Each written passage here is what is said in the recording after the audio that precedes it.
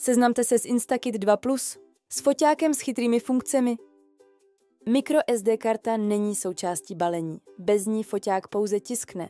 Silikonová ouška slouží jako ochrana proti poškození, doporučujeme je proto na foťáku nechat. Zapnutí, vypnutí, hlavní vypínač na boku. Tlačítko spoušť udělá fotku nebo video. Tlačítko M. Tisk, přehrávání hudby nebo videa či potvrzování v menu. Tlačítko zpět vrátí tě o krok zpátky. Šipka nahoru, dolů. Pohyb v menu, sticker, zoom či ovládání hlasitosti. Fotku pořídíš s pouští.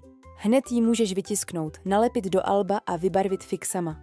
Fotku po vyjetí opatrně odtrhni přes zubatou odtrhávací hranu fotoaparátu. V režimu video natočíš krátký klip. Při výměně papíru vlož roli tak, aby papír směřoval ven. Když se papír zasekne, vytáhni ho a zkus znovu. Opatrně, ať se neponičí tisková hlava. V menu najdeš i hry a hudební přehrávač, doplňkové funkce, které si děti sami vyzkouší. Instakit 2 Plus spojíš s aplikací Funprint. Aplikaci snadno spáruješ pomocí Bluetooth. Můžeš tisknout samolepky, měnit fotky na kreslené postavičky nebo generovat obrázky pomocí AI. V aplikaci si můžeš snadno vytisknout jakékoliv svoje poznámky včetně obrázků nebo si vytvořit tématické štítky. Je tam toho opravdu spousty, určitě vyzkoušej všechno, co aplikace nabízí.